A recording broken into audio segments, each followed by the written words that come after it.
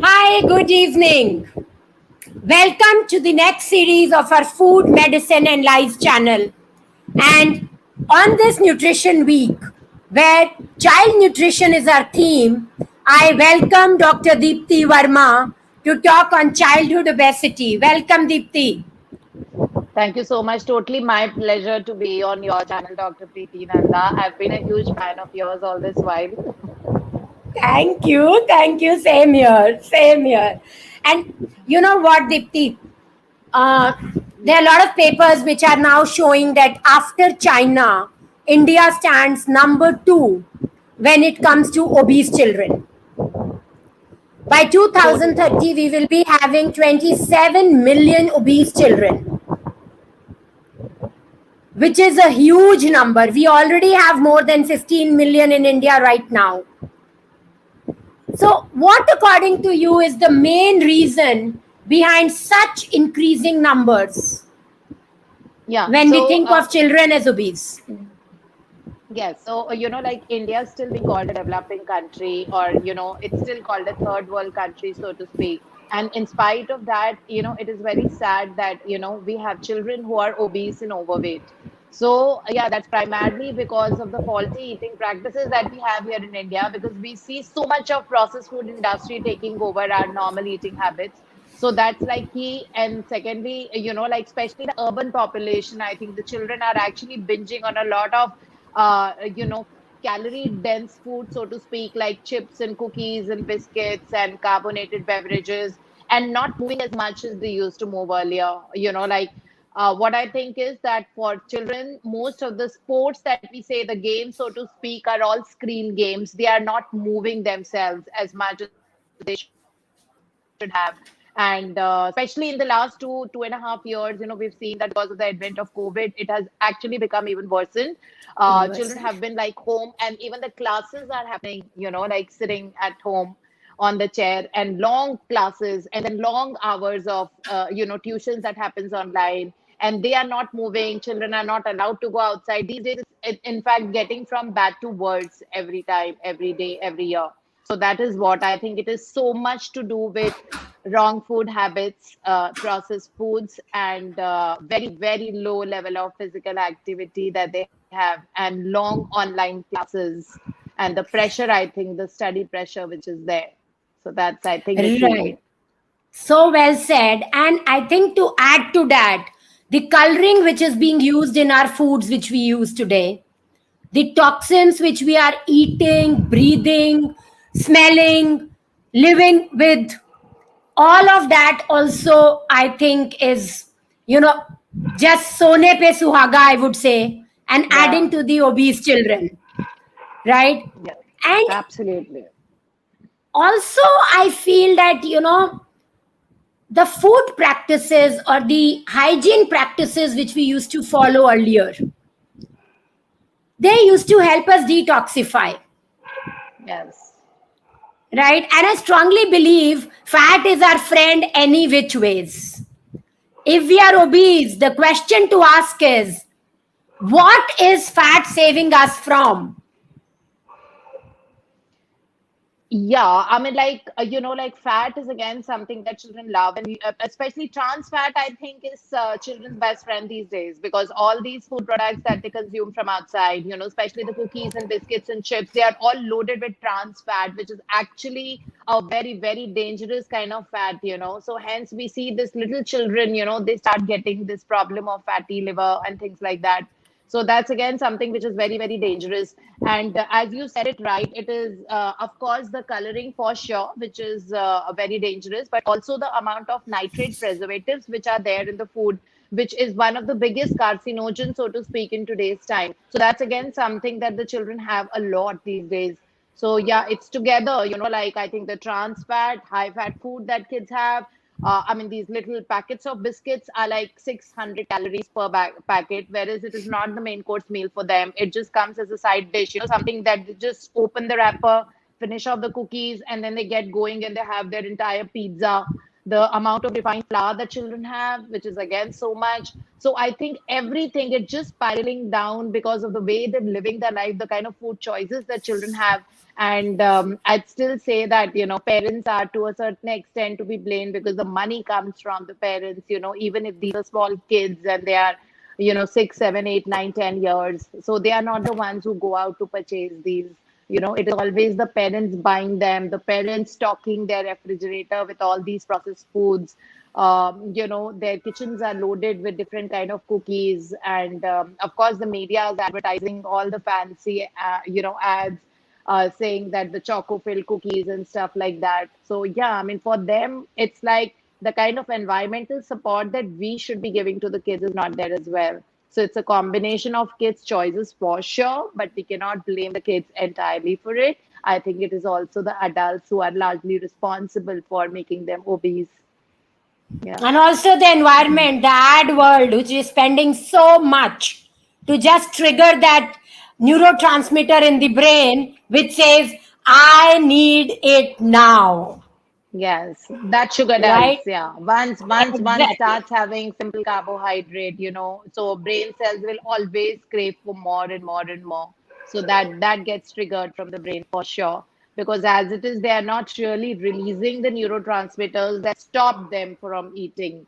Like dopamine and all will stop them from eating. But they are releasing the Right. other neurotransmitters that's asking for more carbohydrates, because all dopamine and serotonin are the ones that release when your body moves well, when you're the happier zone, when you're doing the things that you love, when the body moves a lot, that's when those neurotransmitters release. And with a healthy gut, of course, like children don't have a healthy gut at all.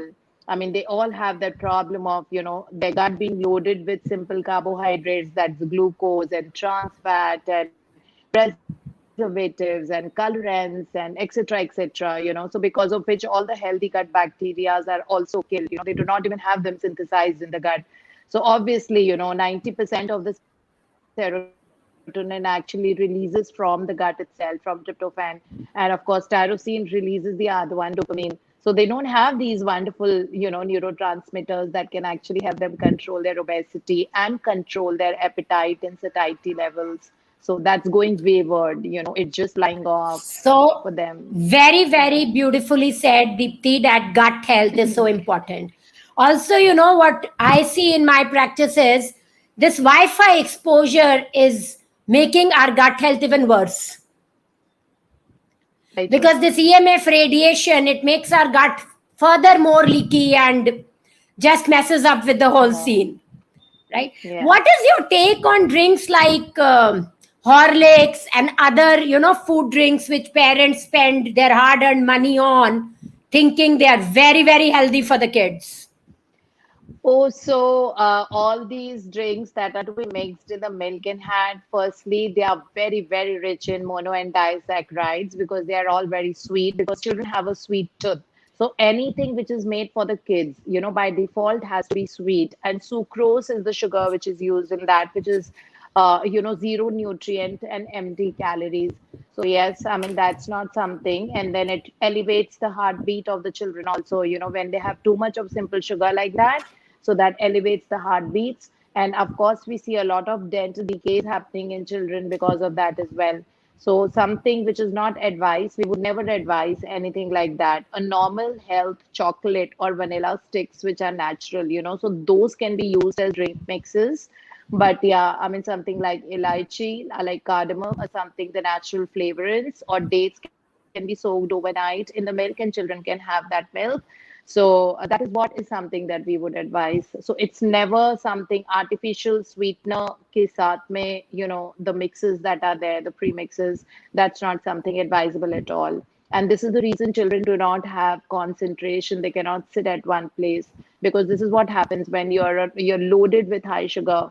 So as it is, milk, of course, is the primary food of the children. That's where these drinks are mixed as, whatever chocolate drink or any drink for that matter. So milk already is loaded with lactose, which is the milk sugar. And then on top of it, so when we mix these as well. So I see that these, whatever flavors, whatever brands are there, they get mixed in the milk. And along, apart from that, there's also sugar which is added to it. So all three carbohydrate loaded drink, obviously the body cannot handle. And then the body start becoming insulin insensitive from the very Yes. beginning, when they get into that 8 and 9 and 10, 11 years old, and when menarche starts for females. So that's when they are already on that, they've already triggered the insulin insensitivity. So that is a very sad part of our eating patterns that we have. So in fact, I'm very excited this year, that it's of course National Nutrition Week this week, where it is Eat Smart from the start. But then, the government of India, the Ministry of Women and Child Health, they have actually declared this for the entire month. So it is called National Nutrition Month this time. I mean, since Right. last year onwards. So I really, Yes. wish that, you're doing a superb job by bringing child nutrition around to people. And I really want people to watch these kind of videos more, so that they can actually get enlightened as to how they should be handling their children. What they think is right is actually grossly wrong for the child, and not just for now, for entire future, life of theirs. So well Yeah. said, Deepti, because when we impact child's nutrition, we impact the maximum number of years. And that's what I love about working with children, right? So, True. Deepti, what are your tips? Any tips, you would want to suggest to the audience? What Yeah. can they do, one, to stay away from childhood obesity? And if by any chance their child is already obese, what would you advise them to do so that they can, work on it and make sure that the child loses weight and lives healthy ever after? Yeah, so it is, Dr. Preeti, a very deep science, like children, when they're in the first 1 year of infancy, is when their food habits are formed permanently. So children basically, initially, of course, are univores. They bank only on the breast milk for the mothers, from the mothers, or maybe they are on the top feed, but primarily they are just on the milk. So that's why we call them univores. And when they go from univores to omnivores, is the weaning time. So children who've been there, like only on the breast milk, are very well exposed to different diverse kind of taste and flavors and smell, because the breast milk absorbs and picks up everything from the mother's diet. If the mother has eaten a lot of garlic, or she's had a lot of onion, or she's had radish, all these things have got a very typical flavor and taste. So all that seeps into the breast milk and comes in the child's body. So the child who's breastfed already knows a lot about different flavors and foods. So for him to be getting acclimatized to diverse kind of vegetables and fruits and flavors is not very difficult, because he's already had that, all that while when he was on breastfeed. Problem comes with increased breast milk as much. So firstly, in infancy, I would advise all the mothers for the first 0 to 6 months to actually feed the breast milk to children. Of course, like if you're not producing as much, one can couple it with the top feed, but at least continue feeding, even if it is 2 or 3 feeds in a day, is all right. These days we have breast pump, and breast pump can extract the milk, and you can store it in the normal refrigerator for as much, like if you're putting in the normal fridge, it can be stored even up to 48 hours without any spoilage, because that Yes. milk has immunoglobins, that milk has so many antibodies, that milk has different flavors, it has different taste, and it is just right for the children. Right temperature, right everything. Nutritionally, it is so balanced, it's so optimal, especially when it comes to a high amount of vitamin C and iron, which normally is not there in any milk that we see. Milk does not have vitamin C and iron, but Yes. breast milk has, and it has a lot. So yes, I mean, this is one advice I want to give to mothers who are lactating or who want to wean their children off, that at least for 2 feeds in a day, even if you're working, so morning and evening are the times when you can still continue feeding your child, so that the child get diverse kind of taste.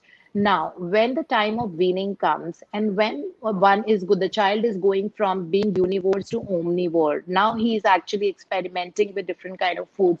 So normally it is seen that children are neophobic. Neophobic means they are scared. I mean, they are not Yeah. very open to trying a different taste. So if they are used to a sweet taste, because sweet taste bud is the only one that they have when they are born, they do not have salty and sour and bitter as yet.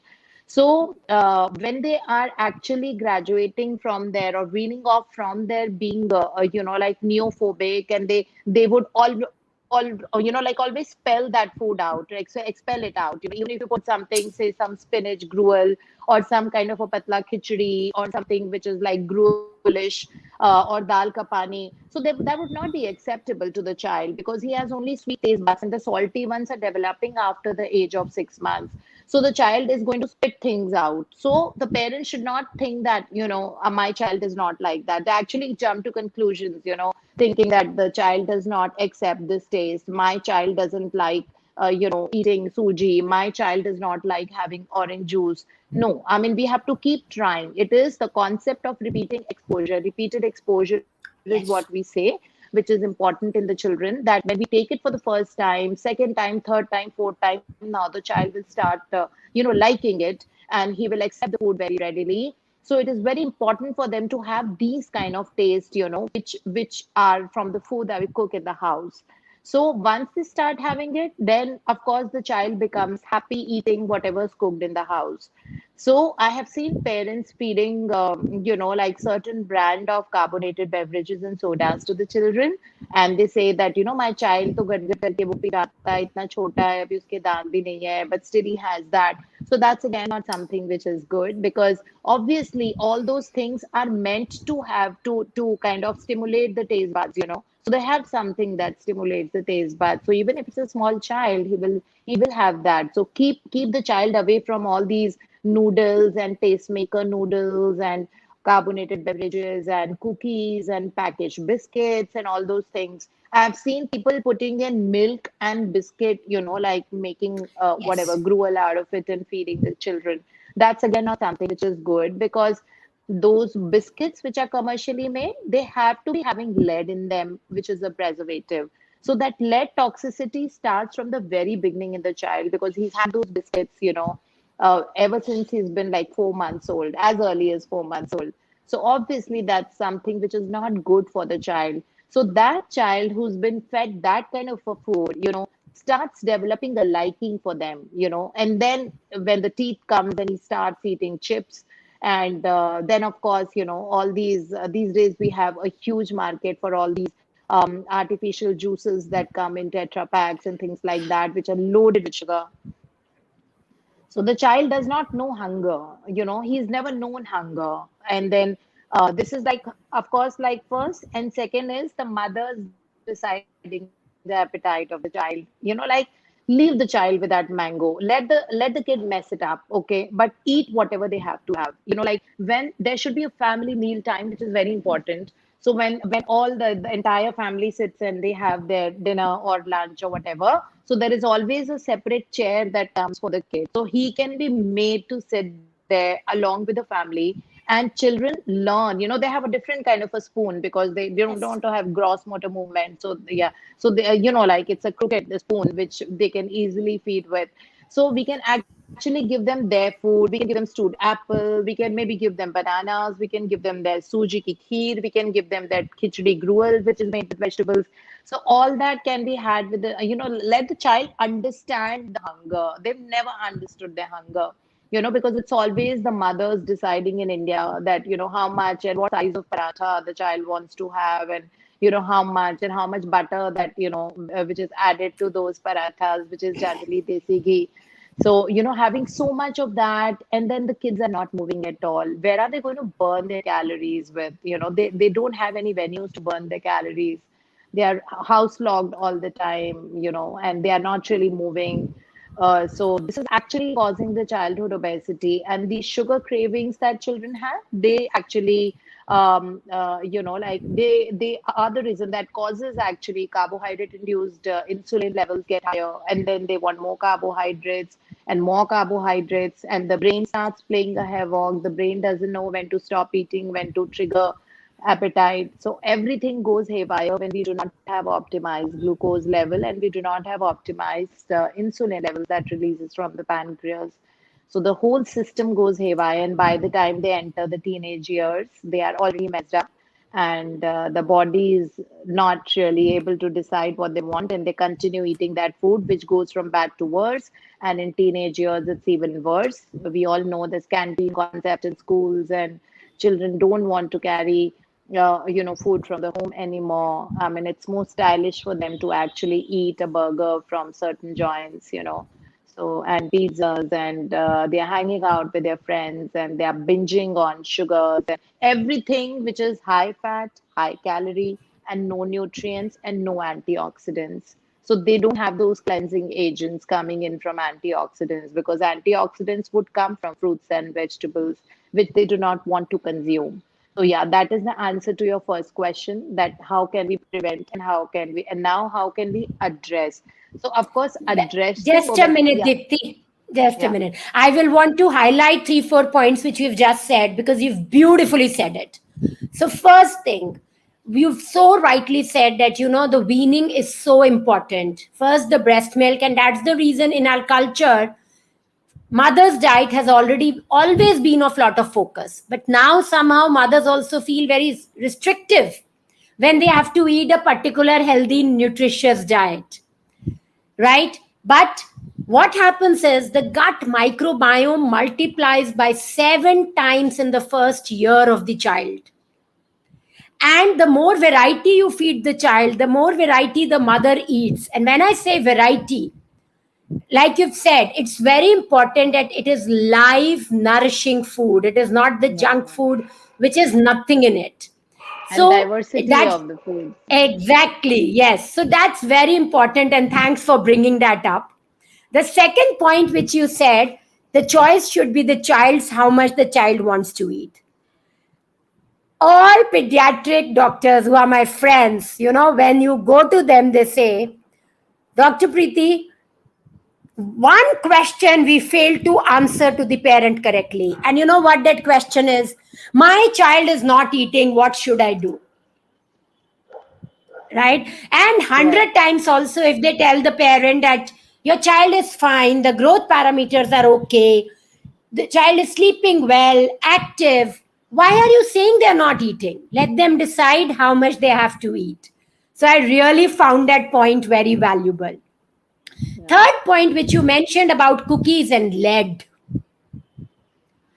It is so important, Deepti, that people are still not talking about it. But type 1 diabetes is increasing, autism is increasing, ADHD is increasing.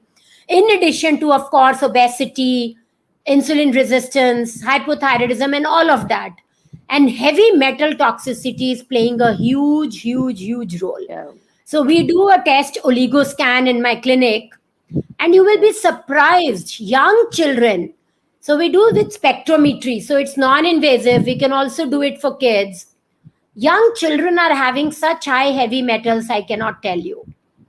So please, viewers, share this. It's so important that the cookies you start in the weaning period has heavy metals. Please stay away from them. Stay away from them. Stay away from them. So very, very valuable, Deepti. And I thought I would want to reiterate these important points. Yes. Before I request you for the answer to the next question. Yes. Yeah. Yeah. So next question was how to, I think you had asked me was how to prevent obesity Yes. in the children. So of course it comes from So how obesity increases. So that's how we prevent obesity also. But then, to kind of just enroll our children into some physical classes, taekwondo, running, football, badminton. They can just, go to the parks and play, or any kind of a physical activity form, dancing. Now everything is available online as well. I've seen so many kids, joining these online dance classes, which will also stimulate, their happy hormones and good hormones, because all the time they're sitting on that one chair, and games for them are just the screen, and that is and how Wi-Fi they actually exposure. have. Yeah. Yeah, so this actually becomes a problem. So very, very important for all of us, to make sure that our children are moving. They can skip in the house. We can do yoga with them, like they're always open to movements. Children love going and playing and all that. And now that we have COVID pretty much dissipating all over, so I think it's important for us to Right. actually get their life back to normal. Very, very important. I think the most hard group during the COVID time has been children. Yeah, It's been very, actually, very harsh on them. unfortunately. Yes. And yes, I'm sure they are excited to be going back to their old routines, Oh, and we yes. must also promote that. So, Deepti, Yeah, my last question, I know we have exceeded yeah. the time, but Uh-huh. if the child is already obese, Yeah. what is it that you would want the parents to do so that their child can lose weight? Keeping in mind that, of course, every parent tries what they know, but I'm sure they don't know the right thing, and that's the reason the number of obese children is just increasing.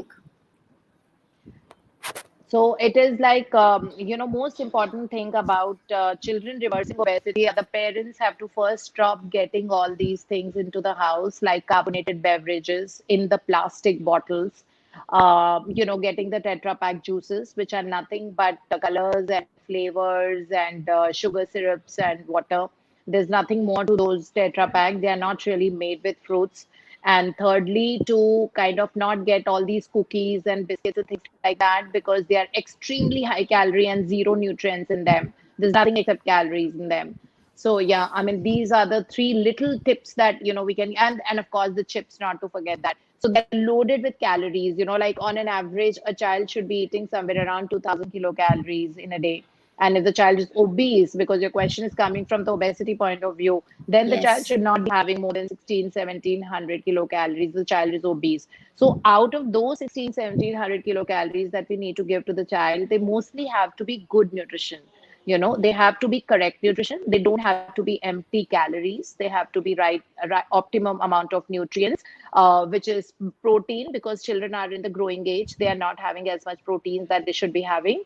They are mostly, their food does not contain good quality protein because they are maida based, refined flour things. Refined flour does not have protein in them.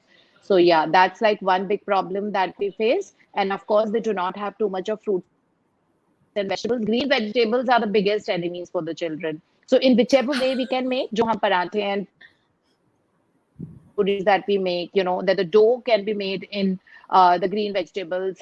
They can have those red puris or something like that, parathas, which are, like the dough which is made in beetroot, grated beetroots. So children, small children find that very interesting. And when they're very little, we can make birds out of those green parathas. We can make, moon, the crescent moon. So that's how I remember my kids used to have food also, as they would actually say that we Same finished here. 4 moons today, we've eaten up 4 moons.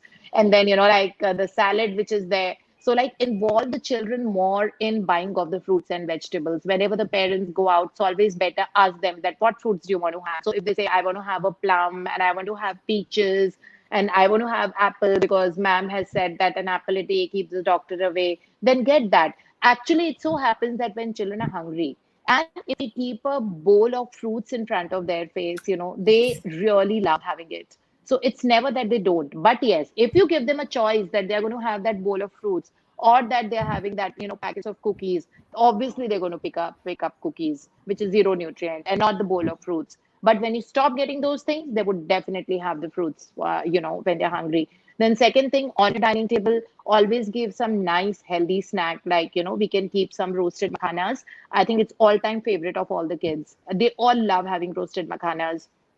Then the second thing is, of course, like we can have the hing jeera chana, bhuna chana, sing dana. So these are the kind of, snacks that we can always have handy on the table, because whenever the children are hungry, they always look in the fridge. And when they find that there are bananas in the fridge, there are apples in the fridge, there are pears, they always love to have that as well. They love bhel puri, which is a good food, with added peanuts and stuff. And bhel puri is a very quick fix, like a 2-minute thing. So yeah, it becomes very important for them to eat these kind of things, and healthy snacks coming in from the house itself, instead of, um, like eating all these junk from outside, which are very high on calories and very, very low on the nutrients. So this is what, and of course, physical activity involvement, which of course, like parents have to figure out what their children love, to each their own. Some children like taekwondo, some kids love to just jump and dance, some kids love playing basketball, some kids love playing badminton. So yeah, that is how they do it. Yeah. Very, very nice, Deepti. Though a lot of more questions are coming in my mind, but I think if parents and kids understand this much, I'm sure we would start a movement where at least we would halt the increasing numbers of obese children. Yes. Which is Yeah. so That important. which Children are is the future of extremely important. tomorrow. Yeah. Yeah, and when they start, obesity doesn't only lead to illness, it leads to a lot of complexes from the very Yeah. childhood. They don't want to dress up, they don't want to go out, they become antisocial. And our environment is also such that we increase all these feelings in them rather than, helping them accept Support themselves as them. they are. Yeah. Exactly. So, thank you very much for being here. And if I get any more questions, I will write to you and seek your Sure. answers. Anytime. Have a Totally my pleasure. Thank you so much. Thank you and have a great evening. Thank you so much. Bye bye. All the best.